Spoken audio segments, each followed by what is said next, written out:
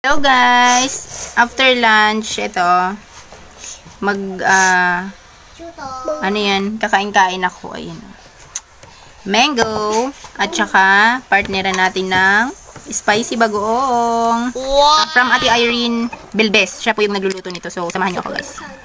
Sarap nito, yan. See?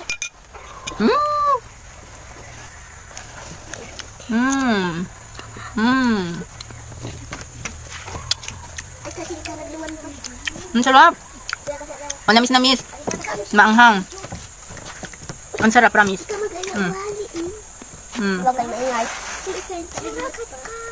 Guys, umorder na kayo. Tagagabawan lang siya. Kung hindi nyo kilala, ayan po yung profile niya. Chat nyo na lang siya. Irene, ayin. Mapagdalita, Bilbis.